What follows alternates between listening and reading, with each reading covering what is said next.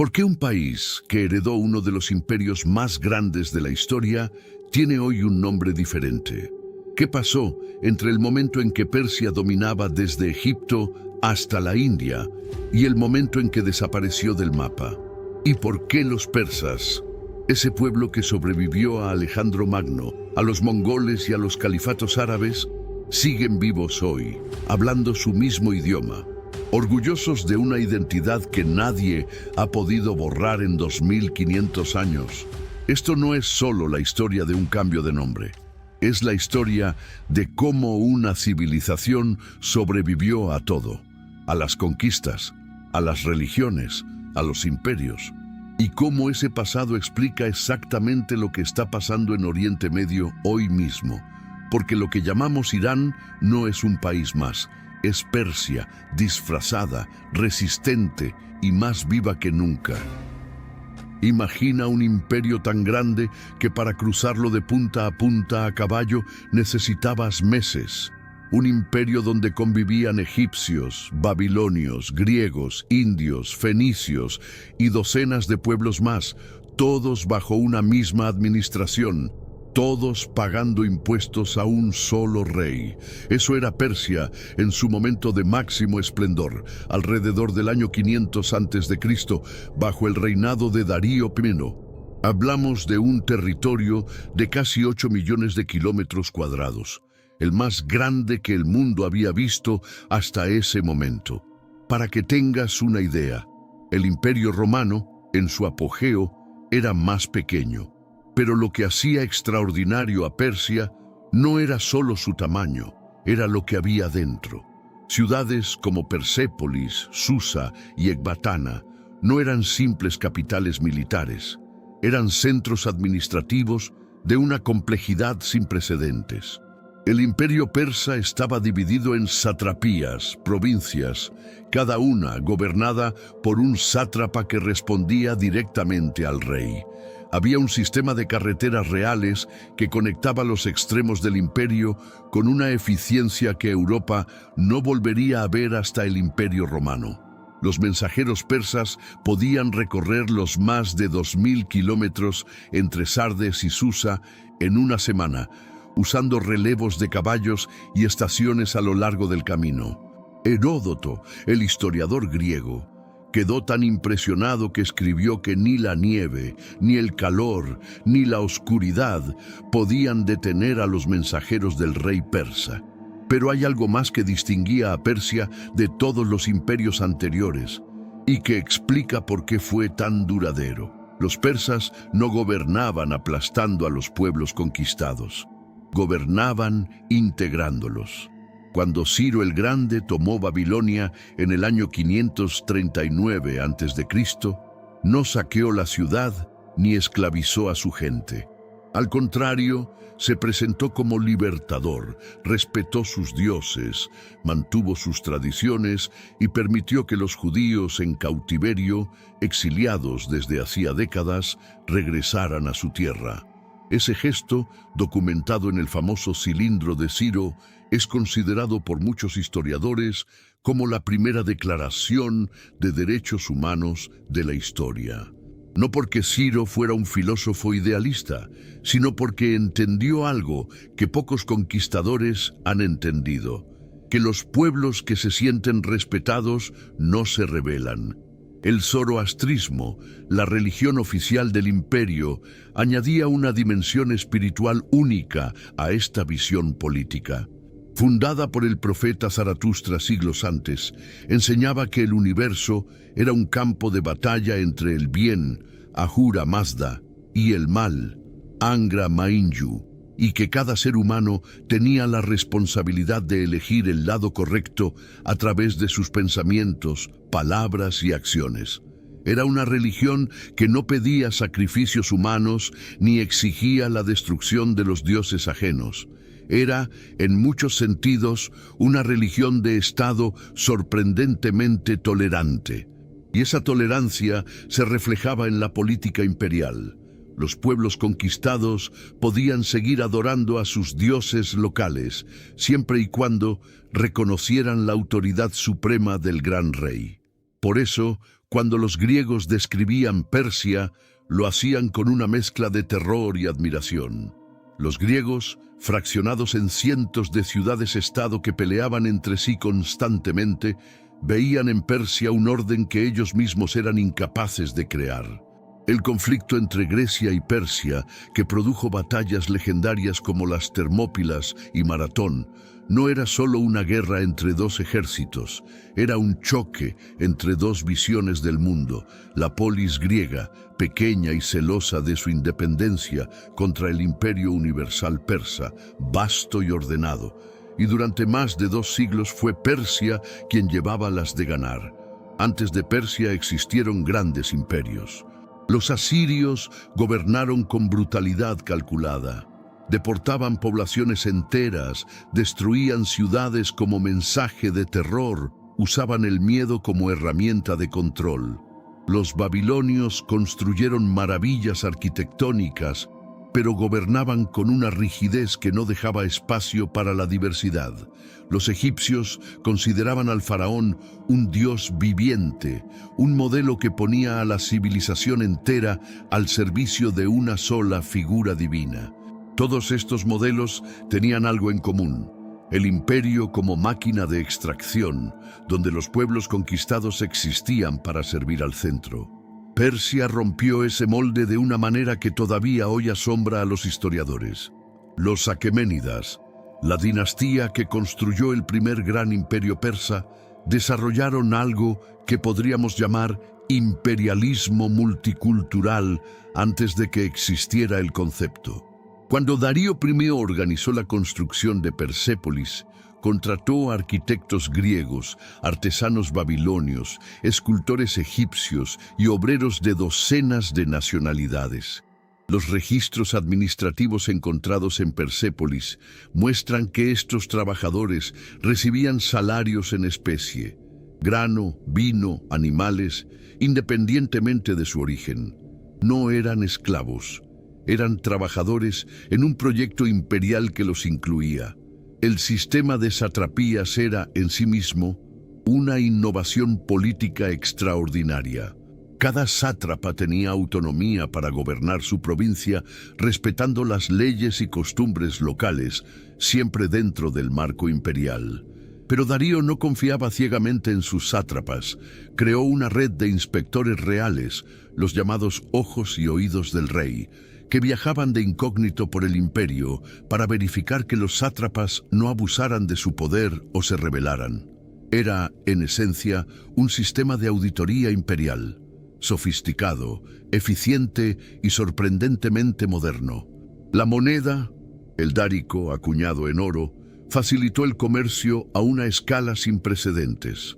Los mercaderes podían viajar desde el mar Egeo hasta el río Indo, usando el mismo sistema monetario, bajo la protección de las carreteras reales y las guarniciones imperiales. Esto creó una economía interconectada que transformó el comercio en toda Asia Occidental y Central.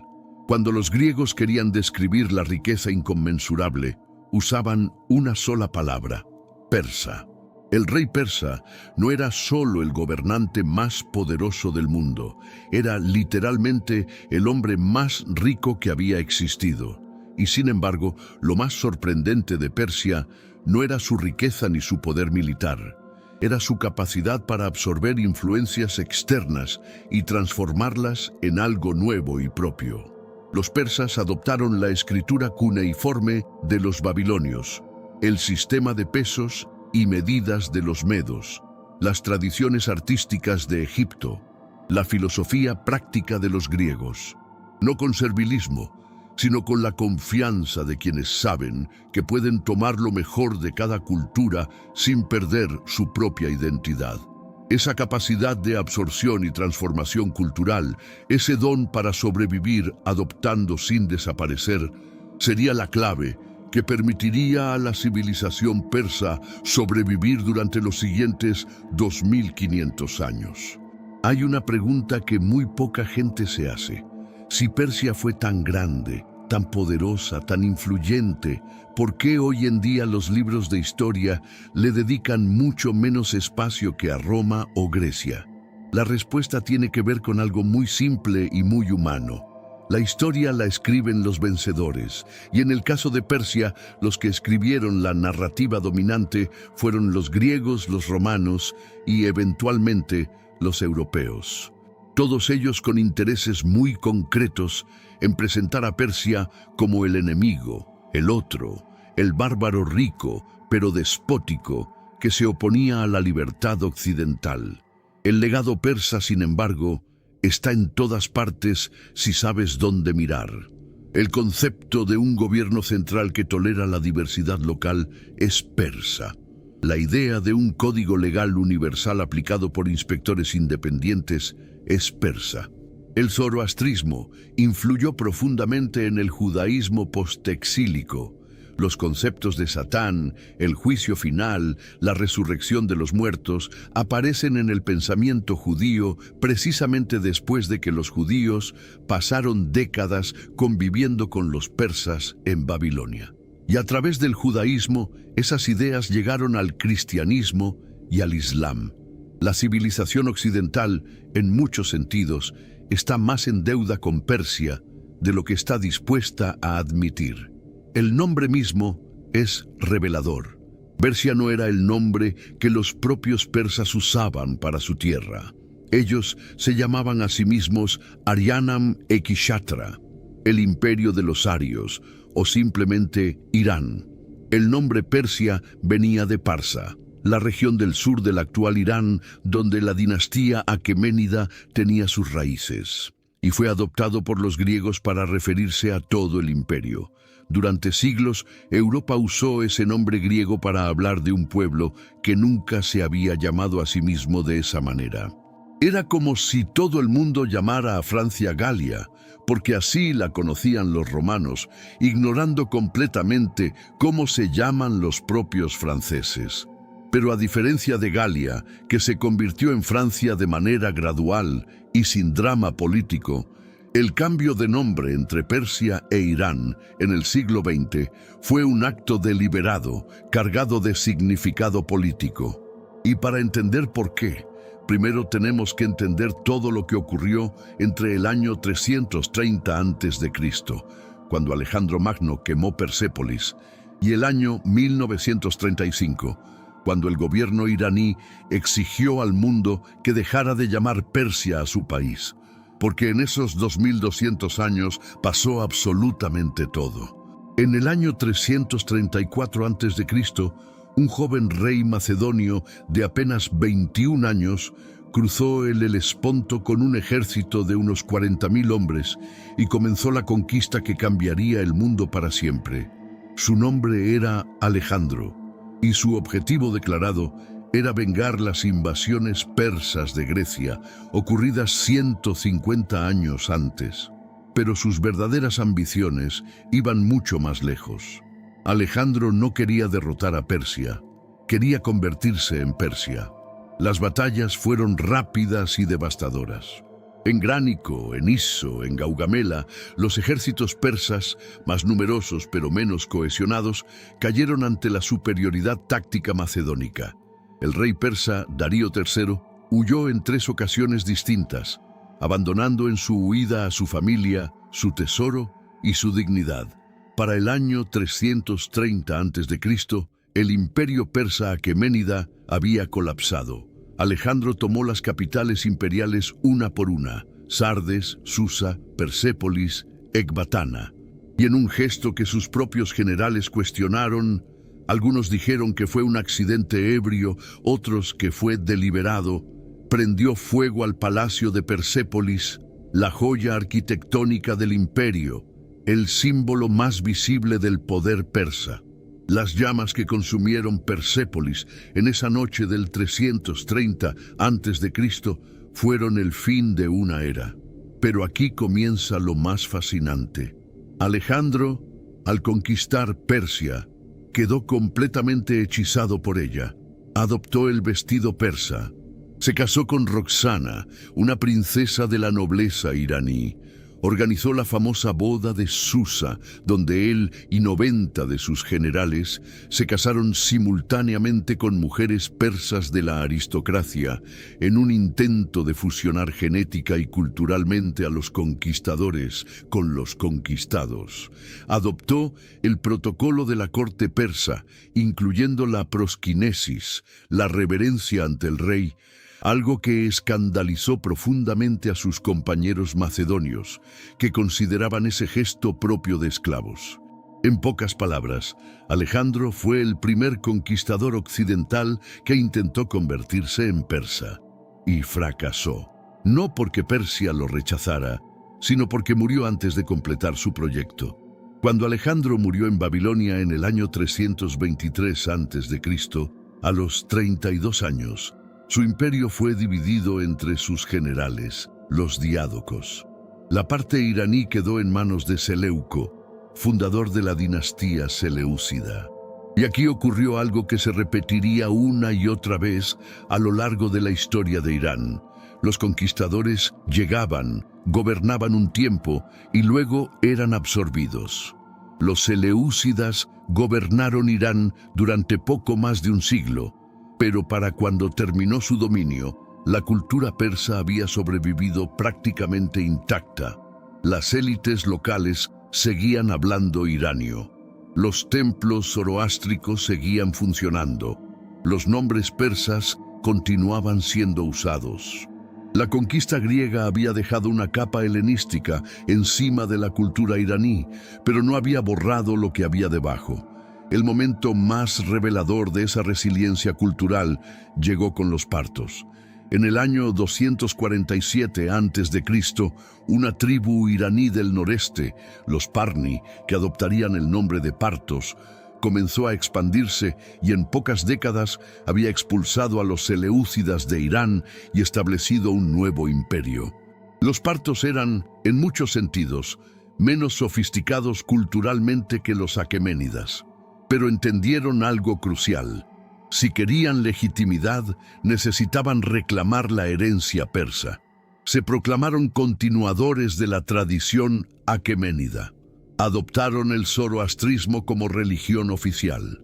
Y durante casi 500 años gobernaron un imperio que mantuvo la llama de la identidad iraní encendida.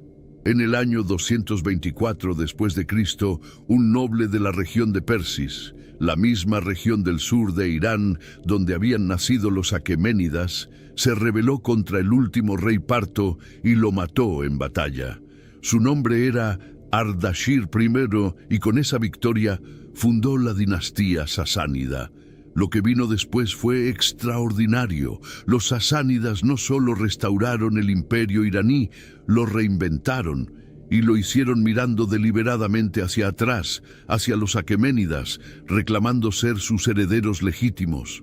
Los sasánidas convirtieron el zoroastrismo en la religión de Estado con una intensidad que los aqueménidas nunca habían mostrado. Crearon un clero zoroástrico organizado y poderoso, los Movedán, que tenían influencia política real en la corte.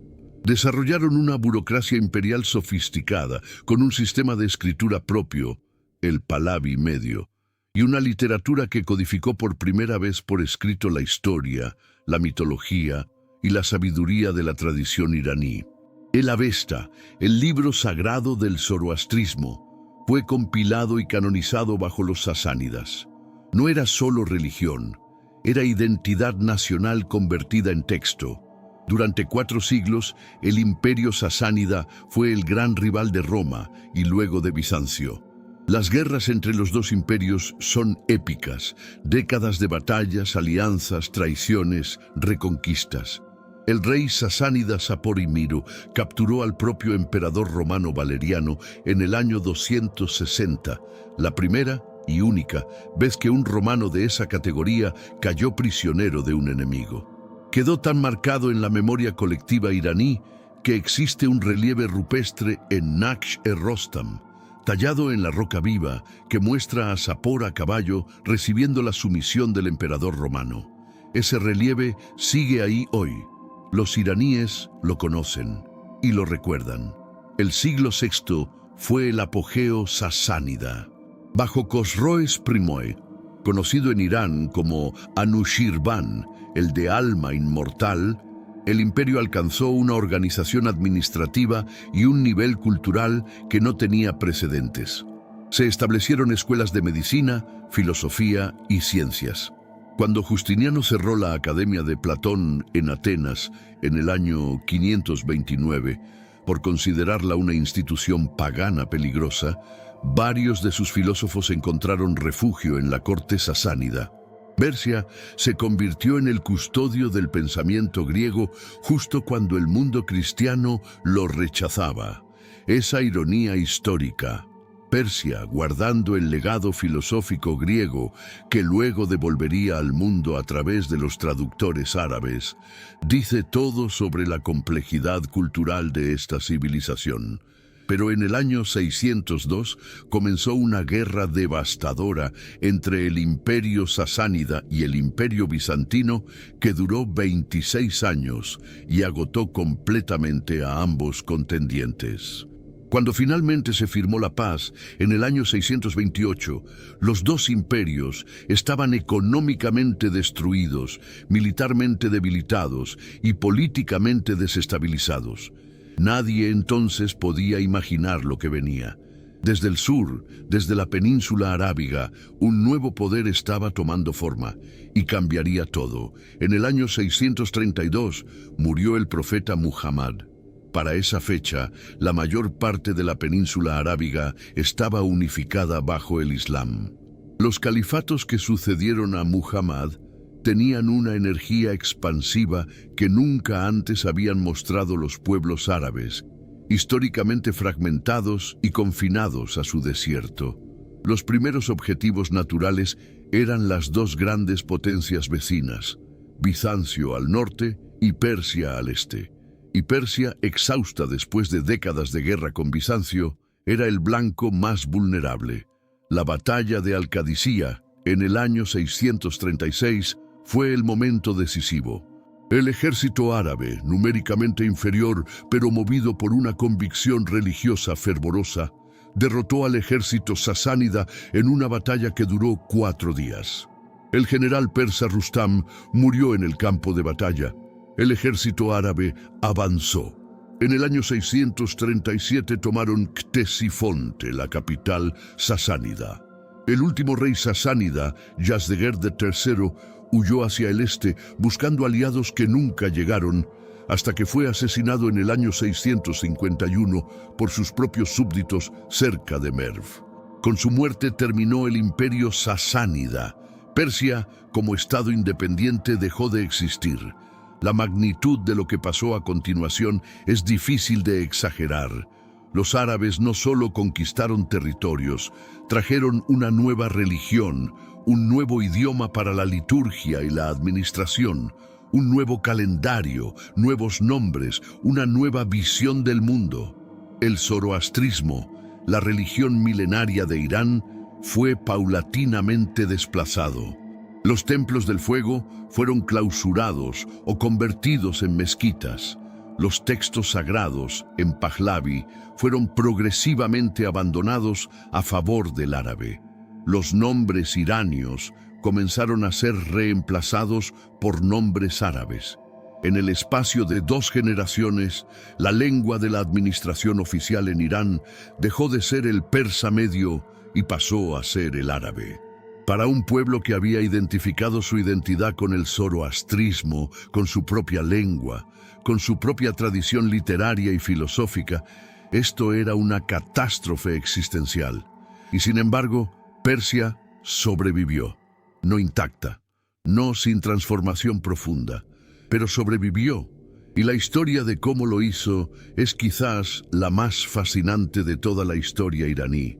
Hay un fenómeno que los historiadores llaman iranización del Islam. Y para entenderlo, hay que empezar por una pregunta incómoda. ¿Por qué los iranios adoptaron el Islam? La respuesta obvia, fueron conquistados y no tuvieron otra opción, es parcialmente cierta, pero profundamente incompleta. Porque los conquistados que no quieren convertirse no se convierten o se convierten superficialmente. Lo que pasó en Irán fue diferente. Una porción significativa de la población persa adoptó el Islam de manera genuina y luego lo transformó desde dentro. La conquista árabe llegó a una Persia que estaba profundamente fracturada socialmente. El sistema sasánida era rígidamente estratificado. La nobleza guerrera en la cima, los sacerdotes zoroástricos debajo, los artesanos y comerciantes en el medio, y una masa de campesinos en la base, muchos de ellos en condiciones cercanas a la servidumbre. El Islam llegó con un mensaje radicalmente igualitario. Todos los creyentes son hermanos, sin distinción de origen o linaje.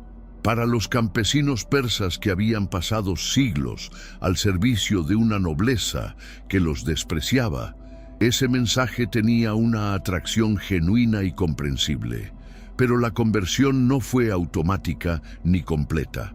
Durante el primer siglo del dominio árabe, los persas que se convertían al Islam eran considerados mawali, clientes, libertos, adoptados de las tribus árabes.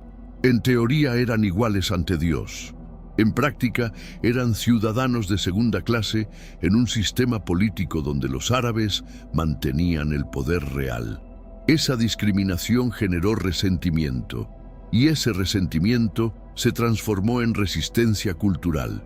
Los iranios comenzaron a reivindicar su herencia cultural no contra el Islam, sino dentro del Islam. El gran instrumento de esa reivindicación fue su propia lengua. El persa moderno, el farsi, es una de las historias de supervivencia lingüística más notables de la historia. Durante casi 2 siglos después de la conquista árabe, el árabe fue el idioma del poder, la religión y la administración en Irán. El persa antiguo parecía destinado a desaparecer como idioma literario, como habían desaparecido tantos idiomas ante el árabe, pero no desapareció, se transformó. Adoptó el alfabeto árabe porque el zoroastrismo y su escritura pahlavi estaban demasiado asociados con la religión antigua, pero mantuvo su gramática, su vocabulario esencial, su música interna, su capacidad para expresar matices emocionales que el árabe no capturaba de la misma manera. El renacimiento del persa como idioma literario en el siglo IX y X fue un acto político disfrazado de poesía. Poetas como Rudaki, Ferdowsi y posteriormente Rumi, Hafez y Omar Khayyam escribieron en un farsi que mezcló el vocabulario árabe con la gramática y el espíritu iranio, creando algo nuevo y poderoso. La obra cumbre de ese renacimiento fue el Shahnameh de Ferdowsi, el Libro de los Reyes, un poema épico de 60.000 versos que narró la historia mitológica e histórica de Irán desde la creación del mundo hasta la conquista árabe. Ferdowsi tardó 30 años en escribirlo, y al terminarlo, según la leyenda, dijo que había construido con sus versos una fortaleza que el tiempo no podría derribar. Tenía razón. El Shahnameh es hoy el fundamento de la identidad cultural iraní, recitado en colegios, en bodas, en familias. Un pueblo que tiene ese libro no puede olvidar quién es. Hay un período de la historia que conocemos como la Era Dorada del Islam, aproximadamente entre los siglos VIII y XIII, cuando el mundo islámico fue el centro intelectual del planeta. En astronomía, matemáticas, medicina, filosofía, literatura, arquitectura, el califato islámico estaba siglos por delante de la Europa medieval. Y en el corazón de esa explosión cultural estaban los persas.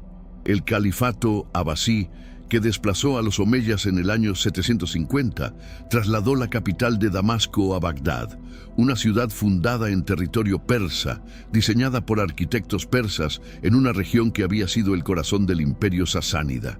No fue casualidad. Los abasíes llegaron al poder en parte gracias al apoyo de las élites persas del Jorasán, que estaban hartas de la discriminación omeya. Y una vez en el poder, los abasíes se apoyaron masivamente en la nobleza y la burocracia persa para administrar su imperio. La familia Barmakí, de origen persa y zoroástrico convertido al Islam, fue durante décadas el poder real detrás del trono abasí. Yahya al-Barmakí fue el visir de Harún al-Rashid, el califa de las 1001 noches. Esa no es solo literatura, es historia. Los grandes nombres de la ciencia y la filosofía islámica medievales son, en su aplastante mayoría, persas. Avicena Ibn Sina nació cerca de Bukhara, en el actual Uzbekistán, en una familia de habla persa. Su canon de medicina fue el libro de texto médico estándar en Europa hasta el siglo XVII. Al-Biruni, otro iranio del Jorasán, fue el primer científico en calcular con razonable precisión la circunferencia de la Tierra y escribió la primera etnografía seria de la India. Al-Juarizmi, de quien tomamos prestada la palabra álgebra, del título de su libro Al-Kitab al-Mukhtasar fi Hisab al-Jabr, era también de origen iranio. La lista continúa. Razi en medicina, Farabi en filosofía, Omar Khayyam en matemáticas y astronomía. Cuando Europa redescubrió el conocimiento griego a través de las traducciones árabes, muchos de esos textos habían sido preservados, estudiados y enriquecidos por iranios que escribían en árabe. Y en la arquitectura y las artes, la influencia persa fue igualmente dominante. La cúpula, el arco, el jardín formal, la cerámica vidriada, la miniatura, el tapiz, todos estos elementos que identificamos con la arquitectura islámica son en realidad síntesis de la tradición constructiva y decorativa persa con la nueva fe. La gran mezquita no era una invención árabe pura, era un edificio cuya planta y cuya decoración debían enormemente a los palacios y templos del fuego sasánidas. Los arabistas y los persanistas todavía debaten dónde termina lo árabe y dónde empieza lo persa en la cultura islámica medieval. Lo que está fuera de debate es que sin Persia, esa era dorada habría sido mucho menos dorada. La paradoja es fascinante. Los persas fueron conquistados por los árabes, pero luego conquistaron culturalmente a sus conquistadores, no con armas, sino con administración, ciencia, poesía y arquitectura, y lo hicieron sin abandonar su identidad. Mantuvieron su idioma, mantuvieron su memoria histórica, mantuvieron su orgullo, y cuando llegó el momento, usaron ese orgullo para diferenciarse del mundo árabe de una manera que cambiaría la historia del Islam para siempre. En el año 680 después de Cristo, en las llanuras de Kerbala, en el actual Irak, ocurrió una batalla que para la mayoría del mundo fue un episodio menor de las guerras internas del Islam naciente. Para los chiitas, y especialmente para los iraníes, fue el momento fundacional de su identidad religiosa. Hussein ibn Ali, nieto del profeta Muhammad, se enfrentó con un pequeño ejército al ejército del califa Omeya Yazid y fue masacrado junto con casi todos sus acompañantes. Murió en ese campo y su muerte fue, para quienes la presenciaron, algo incomprensible. El nieto del profeta, asesinado por quienes se decían musulmanes. Pero la pregunta que los historiadores han debatido durante siglos es ¿por qué Irán, y casi solo Irán, adoptó el chiismo como identidad nacional? Los árabes de Irak y Siria que estuvieron presentes en Kerbala, que vieron morir a Hussein, en su mayoría siguieron siendo sunitas. Los iraníes, que ni siquiera estaban en Kerbala, se convirtieron en los guardianes más celosos de la memoria de ese martirio. ¿Por qué?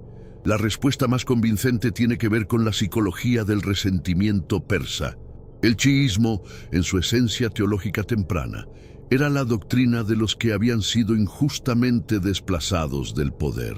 Ali ibn Abi Talib, el primo y yerno del profeta, había sido relegado al cuarto lugar en la sucesión califa, a pesar de sus credenciales impecables. Sus seguidores, los chiitas, literalmente, el partido de Ali, Creían que ese desplazamiento fue una usurpación injusta. Husein murió intentando reclamar lo que le pertenecía por derecho. El chiismo era, en sus orígenes, una doctrina sobre el poder ilegítimo, sobre la opresión de los justos por los poderosos, sobre el martirio como acto de resistencia. Para los persas, que se sentían oprimidos por la aristocracia árabe, que los trataba como ciudadanos de segunda clase a pesar de su conversión al Islam, ese mensaje resonó con una profundidad que ninguna doctrina teológica abstracta podría haber alcanzado. El chiismo les daba un marco religioso para su resentimiento político. Les permitía decir: no rechazamos el Islam, pero rechazamos a los árabes que traicionaron el verdadero Islam. Husein, muerto en Kerbala, era el símbolo perfecto, la justicia aplastada por el poder. Y los persas se identificaban con Husein de una manera que los árabes sunitas nunca entendieron completamente. El resultado fue una fusión única e irreversible. La identidad iraní y el chiismo se fundieron de tal manera que hoy son casi inseparables. El Ashura, la conmemoración anual del martirio de Husein, es en Irán un acontecimiento de duelo nacional que paraliza el país durante días. Las procesiones, los llantos rituales, la autoflagelación en las formas más extremas. Son manifestaciones de un dolor que va mucho más allá de la teología.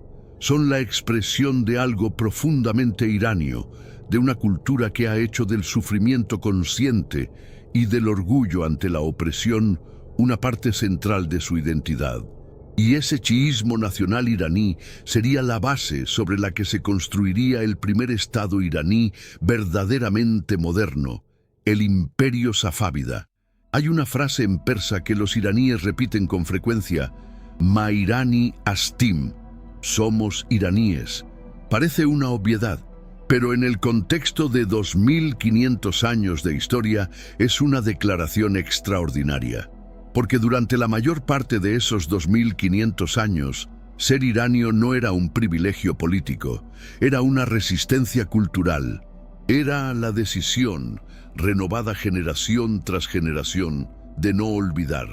El Novruz, el Año Nuevo persa, celebrado el primer día de primavera, lleva siendo celebrado en Irán durante más de 3000 años. Sobrevivió la conquista griega, sobrevivió la conquista árabe, sobrevivió la conquista mongola. Fue prohibido en varias ocasiones por autoridades islámicas que lo consideraban una festividad pagana, zoroástrica, incompatible con el Islam. Y cada vez que fue prohibido, la gente lo celebró de todas formas, en privado, en familia, guardando las tradiciones. El Haft, con sus 7 símbolos, el fuego sagrado, la visita a los parientes, el inicio de un nuevo ciclo. El Novruz no es solo una fiesta, es una declaración de existencia. El orgullo por la poesía clásica persa funcionó de la misma manera. En los momentos en que la identidad iraní estaba más amenazada, bajo los mongoles en el siglo XIII, bajo los uzbecos en el siglo XVI, los iranios se refugiaban en Ferdusí, en Hafez, en Rumi, en Saadi. Esos textos no eran entretenimiento, eran el archivo vivo de quién había sido este pueblo, qué había pensado, qué había amado, qué había soñado. Una civilización que puede recitar a sus poetas de memoria en los momentos de mayor oscuridad es una civilización que no va a desaparecer. Y el idioma. El farsi continuó siendo el idioma de la cultura y la alta literatura en todo el mundo islámico oriental durante siglos, incluso cuando políticamente Irán estaba fragmentado o bajo dominio extranjero. En la corte de los sultanes mogoles en India, el idioma oficial de la cultura no era el hindi ni el árabe, era el persa. En las cortes de Asia Central, donde reinaban dinastías turco-mongolas, el idioma del refinamiento era el persa. Los poetas otomanos más cultos escribían en persa además de en turco, El idioma de un pueblo conquistado se convirtió en el idioma de la cultura imperial de Media Asia.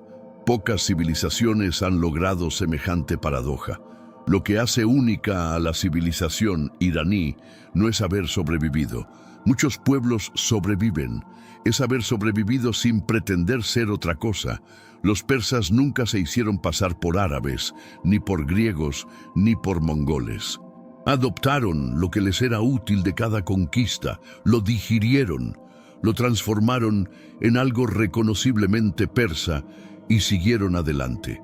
Esa capacidad de absorción sin pérdida de identidad es el rasgo más característico de esta civilización.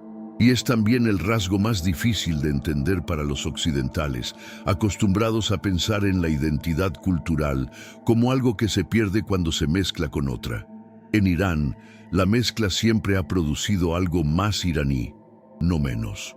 En el año 1501, un joven de 14 años entró a caballo en la ciudad de Tabriz, al frente de un ejército de guerreros turcomanos conocidos como Kızılbaş, cabezas rojas, por sus turbantes escarlata. Su nombre era Ismail. Era el líder de una orden mística sufí que llevaba décadas creciendo en poder en el noroeste de Irán, combinando el chiismo con elementos del misticismo iraní y una lealtad casi fanática a la figura de su líder. Ese día en Tabriz, Ismail proclamó el chiismo duodecimano como religión oficial del nuevo Estado iraní. Y con ese acto comenzó la dinastía safávida, el acontecimiento más importante en la historia iraní desde la conquista árabe.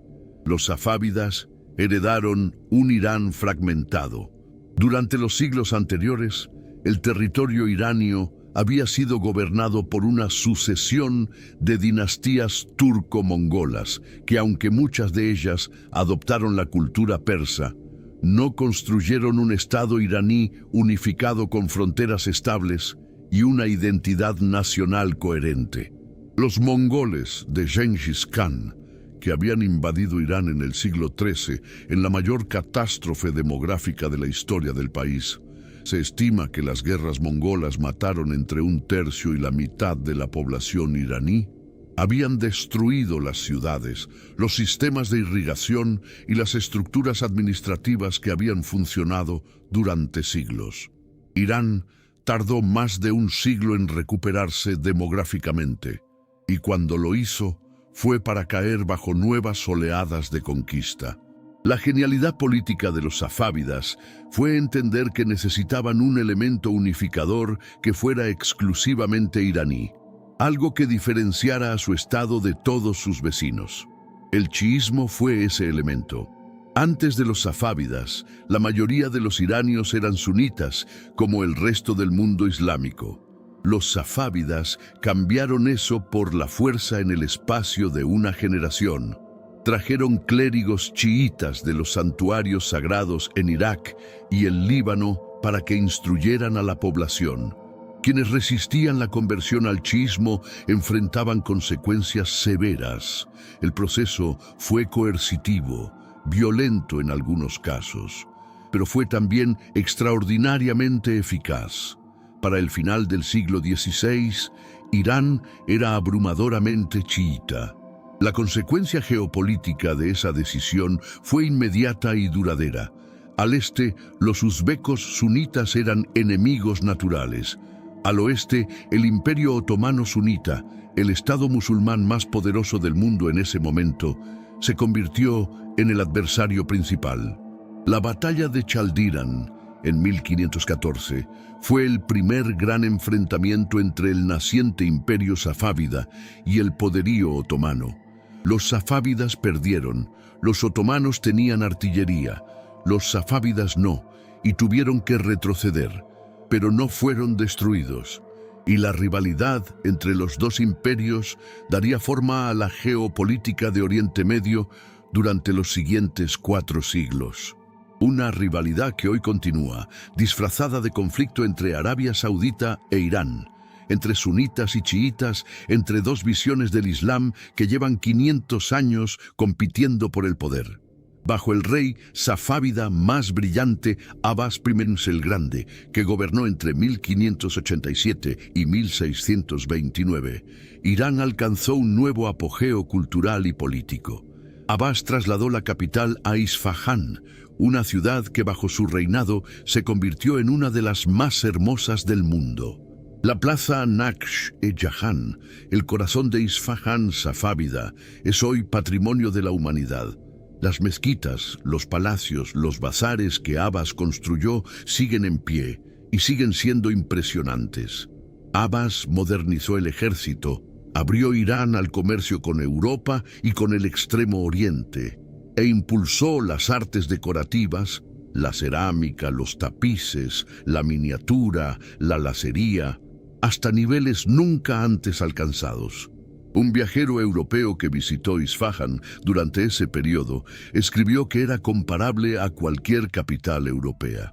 No estaba exagerando. El siglo XIX fue devastador para Irán.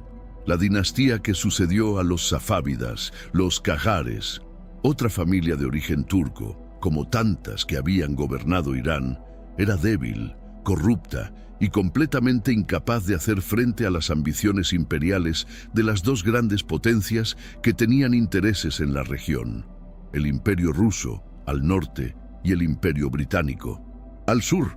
Lo que vino después fue una de las historias de humillación nacional más dolorosas de la historia iraní moderna, y que explica mucho del resentimiento antioccidental que existe en Irán hoy. En 1813, el Tratado de Gulistán obligó a Irán a ceder a Rusia el Cáucaso, Georgia, Armenia, Dagestán, territorios que habían formado parte del mundo iranio durante siglos.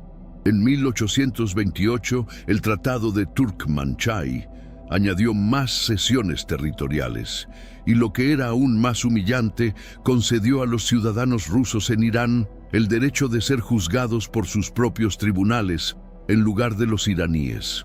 La famosa cláusula de capitulación, que trataba a Irán como si fuera una colonia. Los británicos, por su parte, desmembraron el este del imperio iraní, creando Afganistán y Baluchistán como estados buffer para proteger la India británica de la influencia rusa e iraní. Luego vino el control de las finanzas iraníes, administradas por banqueros europeos, y el Acuerdo del Petróleo de 1901, en el que el empresario británico William Knox D'Arcy obtuvo del Shah el derecho a explotar el petróleo iraní a cambio de una suma ridícula. Cuando en 1908 se descubrió petróleo en el suroeste de Irán, en Masjed Soleimán, las implicaciones fueron inmediatas. Gran Bretaña tenía ahora un interés concreto, enorme e irreemplazable, en mantener a Irán débil, dependiente y bajo su influencia. La Anglo-Persian Oil Company, que posteriormente se convertiría en British Petroleum, BP, extraía el petróleo iraní con trabajadores iraníes, pero los beneficios iban abrumadoramente a Londres. Los iraníes trabajaban en las instalaciones, pero no podían ver los libros de contabilidad de la compañía. Era, en todos los sentidos prácticos, una situación colonial, sin el nombre de colonia, pero con todas sus características. Este contexto de humillación colonial es absolutamente esencial para entender el siglo XX iraní.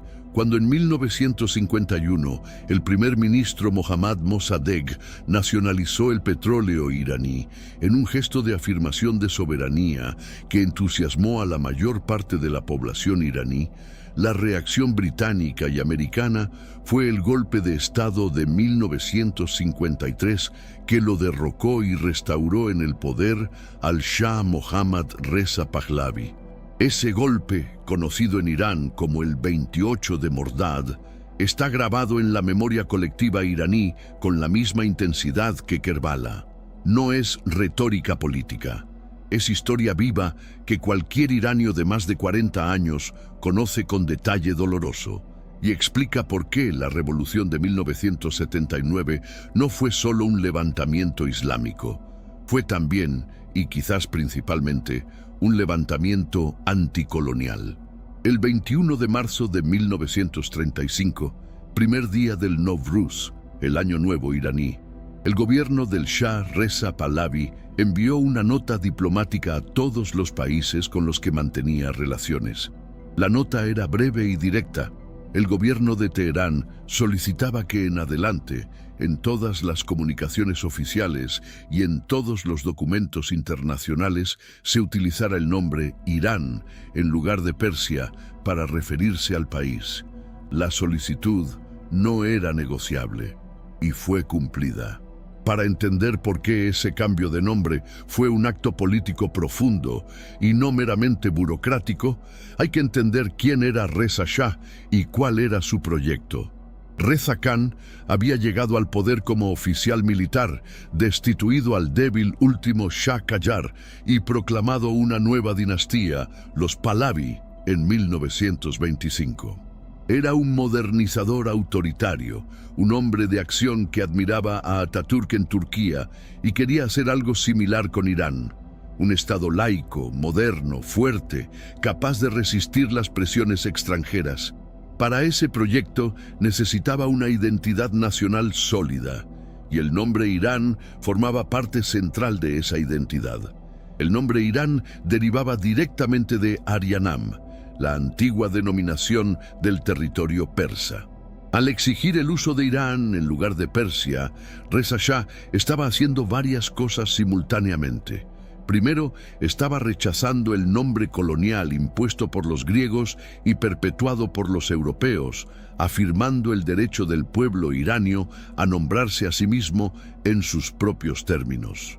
Segundo, estaba conectando la identidad nacional moderna con la raíz más antigua de la civilización iraní, saltando por encima de las conquistas griegas, árabes y mongolas para reclamar una continuidad que llegaba hasta los primeros arios del segundo milenio antes de Cristo. Tercero, y más provocativamente para la época, estaba adoptando terminología que resonaba con las teorías raciales arias que estaban en boga en la Europa fascista de los años 30. Ese tercer elemento es el más incómodo de la historia del cambio de nombre. Reza Shah gobernó un país que mantenía relaciones relativamente amistosas con la Alemania nazi. La idea de que los iraníes eran arios, parientes raciales de los alemanes, tenía una utilidad política obvia en ese contexto. Si Irán era tierra de arios, entonces los alemanes tenían razones para tratar a Irán como aliado natural en lugar de como zona colonial. Si los iraníes eran arios, entonces, las cláusulas coloniales del siglo XIX, impuestas por los anglosajones, eran una usurpación de los derechos de un pueblo igualmente noble.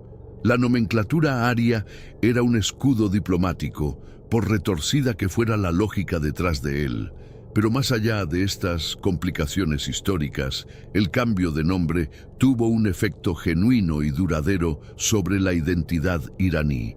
Forzó al mundo a reconocer que este país tenía un nombre propio, una identidad propia, una historia propia que no dependía de cómo los habían llamado los griegos 2000 años atrás. Fue el primer acto soberano de autodenominación de un Estado no occidental en el siglo XX y sentó un precedente que otros pueblos descolonizados seguirían en las décadas posteriores. El hecho de que hoy el mundo diga Irán en lugar de Persia no es casualidad. Es el resultado de un acto político deliberado de afirmación nacional. Existe un malentendido fundamental que persiste en la mayoría de las coberturas mediáticas occidentales sobre Irán. Se presenta al país únicamente a través del prisma de la República Islámica. El régimen, los ayatolás, las restricciones religiosas, el programa nuclear, las tensiones con Israel y los Estados Unidos. Todo eso existe. Pero presentar Irán solo como su régimen político actual es como presentar Francia únicamente a través de sus gobiernos de los últimos 40 años, ignorando completamente la civilización que la produjo. Irán es mucho más que su gobierno. Es una civilización de 2500 años que su gobierno actual apenas roza la superficie. Los iraníes de hoy tienen una relación con su pasado preislámico que sorprende a muchos occidentales que esperaban encontrar un país completamente sumido en la identidad islámica. Persépolis sigue siendo el lugar sagrado civil más visitado del país.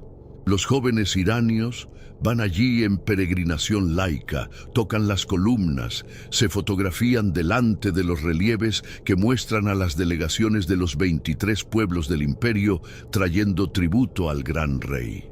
El Novruz se celebra con una intensidad y una alegría que ninguna prohibición ha logrado nunca suprimir del todo.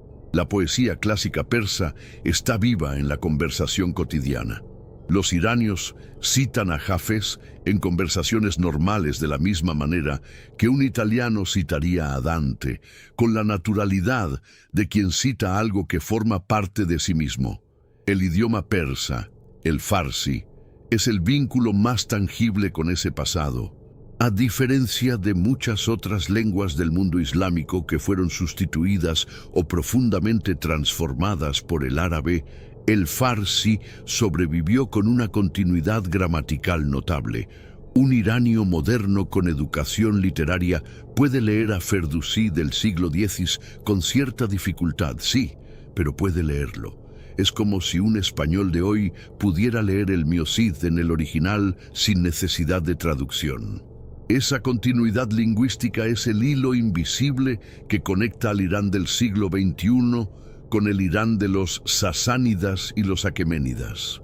No es metáfora, es literalmente el mismo idioma, evolucionado pero reconocible. El conflicto entre la identidad islámica y la identidad persa preislámica es uno de los más interesantes y productivos de la cultura iraní contemporánea. No es un conflicto entre dos grupos de personas, sino un conflicto interno que cada iranio lleva dentro de sí mismo. Un iranio puede ser devoto chiita y al mismo tiempo celebrar el Nowruz con entusiasmo, leer a Ferdowsi, enorgullecerse de Ciro el Grande. No siente contradicción en eso. Para él o ella, todas esas capas son parte de la misma identidad iraní. La persa, la islámica, la chiita, la moderna, son sedimentos que se han ido depositando a lo largo de los siglos sin destruirse los unos a los otros. Y esa complejidad es la que hace a Irán completamente incomprensible para quienes intentan analizarlo con categorías simples. Las manifestaciones culturales de ese orgullo persa son visibles en todas partes si uno sabe mirar. Los nombres propios en Irán mezclan nombres islámicos, Ali, Fátima, Hussein, con nombres preislámicos de resonancia persa, Dariush, Cyrus, Shirin, Arash. El auge de los nombres preislámicos entre los iraníes más jóvenes es notado por los sociólogos como un indicador de resurgimiento de la identidad cultural iraní más antigua. La arquitectura, la gastronomía, el diseño de interiores, el arte visual contemporáneo, todos ellos reflejan una negociación constante entre lo islámico y lo preislámico, entre lo árabe y lo persa, entre lo moderno y lo ancestral. Esa negociación es Irán. Hay una confusión tan extendida en Occidente que los propios iranios la consideran casi ofensiva. La idea de que los iraníes son árabes. No lo son. Y la diferencia no es un tecnicismo geográfico. Es una diferencia de idioma, de historia, de cultura, de identidad que los propios iranios sienten con una intensidad que puede sorprender al observador exterior. Los árabes son un grupo etnolingüístico que habla árabe, una lengua semítica emparentada con el hebreo y el arameo. Los iranios hablan farsi, una lengua indoeuropea emparentada con el sánscrito, el griego, el latín y a través de estas con el inglés y el alemán. Las dos lenguas no tienen relación gramatical o de vocabulario más allá de los préstamos que el farsi tomó del árabe después de la conquista islámica. Un iraní y un árabe no se entienden entre sí. El árabe que usa un iranio para rezar es para él un idioma litúrgico aprendido, no su lengua materna. Exactamente como el latín era el idioma de la misa para un campesino medieval francés, sagrado, pero no el idioma en que soñaba. La distinción es también histórica y política. Para un iranio culto, la relación entre Persia y el mundo árabe es la relación entre el conquistado sofisticado y el conquistador, que fue luego culturalmente superado por el conquistado. No es chauvinismo, aunque a veces puede sonar así. Es la lectura histórica que emerge de los hechos. Los árabes del siglo VII que conquistaron Persia eran, en muchos sentidos, una sociedad nómada tribal con una nueva religión poderosa, pero sin la sofisticación administrativa, científica o literaria que Persia había acumulado durante 1000 años. Y en el espacio de pocas generaciones, la mayor parte de ese conocimiento y sofisticación pasó de la civilización persa al imperio islámico, siendo los iraníes los principales transmisores. Esta autoconciencia de superioridad cultural, que convive sin contradicción con la fe chiita iraní, porque los iraníes distinguen claramente entre la grandeza del Islam como religión y la relación histórica con el mundo árabe como entidad política, tiene consecuencias geopolíticas concretas hoy. Irán nunca ha buscado integrarse en el mundo árabe. No es miembro de la Liga Árabe. Su diplomacia regional no se plantea como parte de un proyecto panarabista. Cuando Irán proyecta influencia en Irak, Siria, Líbano o Yemen, no lo hace identificándose como parte del mundo árabe. Lo hace como potencia regional propia, con sus propios intereses, su propia historia y su propia visión del orden regional deseable. El conflicto entre Arabia Saudita e Irán, que domina la geopolítica de Oriente Medio desde hace décadas, es leído en Occidente principalmente como un conflicto entre sunitas y chiitas. Eso es correcto pero incompleto. Es también, y quizás más fundamentalmente, un conflicto entre dos concepciones rivales de quién debe liderar el mundo islámico. La Arabia árabe, rica en petróleo, guardiana de la Meca y Medina, y el Irán persa, heredero de una civilización milenaria que considera a Arabia Saudita un estado artificial de pocas décadas de existencia. Ese conflicto de identidades y legitimidades es tan antiguo como la tensión entre persas y árabes que comenzó en el siglo VII y no va a resolverse pronto. Para entender la política exterior iraní, no basta con estudiar la revolución de 1979 o el programa nuclear. Hay que empezar al menos en el 550 a.C., cuando Ciro el Grande fundó el primer imperio persa. Porque la política exterior de la República Islámica de Irán es en muchos sentidos la continuación de una lógica imperial persa que tiene 2500 años de historia. El concepto persa de la esfera de influencia legítima siempre ha incluido el creciente fértil, Irak, Siria, el Líbano, partes de lo que hoy es Turquía. Estas regiones estuvieron bajo dominio persa en tiempos aqueménidas, sasánidas y safávidas. No son territorio persa en ningún sentido legal moderno, pero forman parte de lo que el pensamiento estratégico iraní considera el espacio natural de influencia de una gran potencia regional iraní. Cuando el gobierno iraní apoya a los grupos chiitas en Irak, a Hezbollah en el Líbano, a Assad en Siria, a los hutíes en Yemen, está construyendo lo que sus propios estrategas llaman el eje de resistencia, pero también está, sin decirlo explícitamente, reconstruyendo una esfera de influencia que recuerda al momento en que Persia dominaba ese espacio.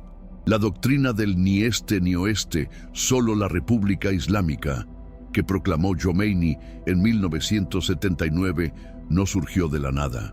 Surgió de una tradición iraní de resistencia a las potencias extranjeras que se remonta al siglo XIX. El resentimiento contra Rusia por los tratados humillantes de 1813 y 1828. el resentimiento contra Gran Bretaña por el control del petróleo y el golpe de 1953, el resentimiento contra los Estados Unidos por su apoyo al Shah. Todo eso se fusionó con la teología chiita de la resistencia a la opresión para producir una política exterior que genuinamente cree estar luchando contra el imperialismo, aunque en práctica replique muchos de sus métodos. El programa nuclear iraní, objeto de décadas de sanciones internacionales y negociaciones diplomáticas, es incomprensible sin este contexto histórico. Para los estrategas iraníes, la capacidad nuclear no es principalmente un arma de ataque, es una garantía de no repetición de la humillación. Pakistán tiene la bomba, India tiene la bomba, Israel tiene la bomba. Ninguno de ellos ha sido invadido desde que la tienen. Saddam Hussein, que invadió Irán en 1980 y fue apoyado por Occidente durante esa guerra que mató a 1 millón de personas, no tenía la bomba y fue derrocado por los Estados Unidos en 2003. La lección que el establishment iraní extrae de esa historia es clara. Las potencias nucleares no son invadidas. Las potencias no nucleares sí. El orgullo imperial persa, finalmente, explica también algo más sutil: la manera en que Irán negocia. Los diplomáticos occidentales que han negociado con sus contrapartes iraníes a lo largo de los años describen a menudo la misma experiencia. Una mezcla de sofisticación intelectual, paciencia extraordinaria y una disposición a tolerar el malestar a corto plazo por razones de principio a largo plazo. Son las características negociadoras de un pueblo que ha sobrevivido 25 siglos de presión exterior. No tienen prisa. Saben que han visto caer a Alejandro Magno, a los califatos árabes, a los mongoles y a los soviéticos. Los Estados Unidos son la última incorporación a esa lista de poderes que creyeron poder doblegar a Persia. Y Irán, como hizo durante cada uno de esos desafíos anteriores, está esperando. Cuando lees las noticias sobre Irán hoy, el programa nuclear, las tensiones con Israel, el apoyo a grupos armados en varios países, las protestas internas, el conflicto con Arabia Saudita, estás leyendo el último capítulo de una historia que comenzó hace 2500 años. No en sentido metafórico, en sentido histórico concreto. La rivalidad entre Irán e Israel, que domina los titulares, tiene capas de complejidad que los análisis de política actual raramente capturan. Ciro el Grande, el fundador del imperio persa, fue el rey que liberó a los judíos del cautiverio babilónico y financió la reconstrucción del Templo de Jerusalén. En el Antiguo Testamento, Ciro es llamado el ungido de Dios, el único no judío al que se otorga ese título. La relación entre Persia y el pueblo judío fue durante siglos profundamente positiva.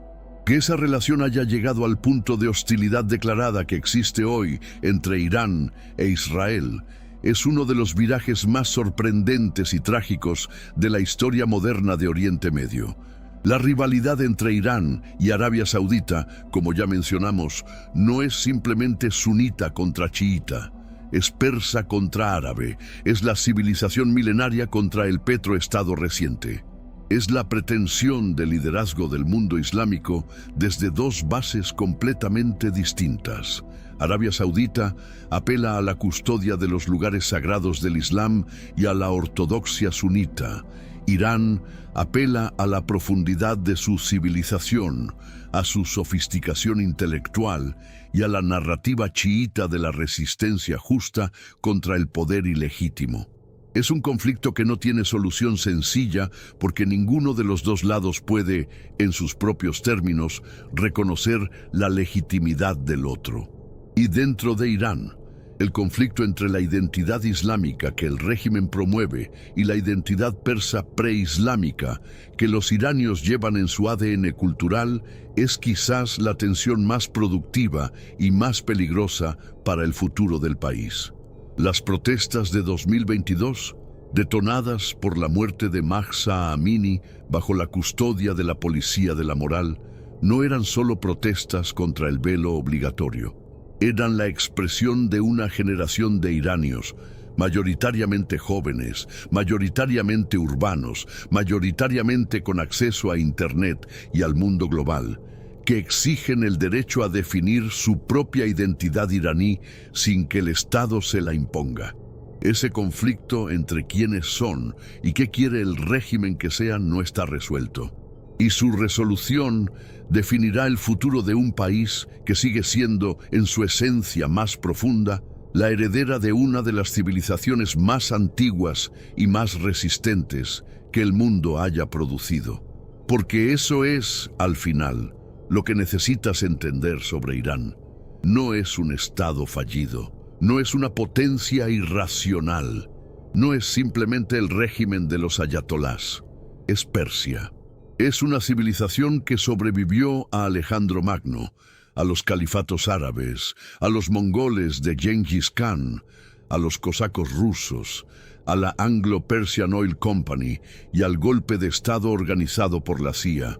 Cada vez que el mundo creyó que Persia había desaparecido, Persia emergió de nuevo, diferente, transformada, pero reconociblemente ella misma.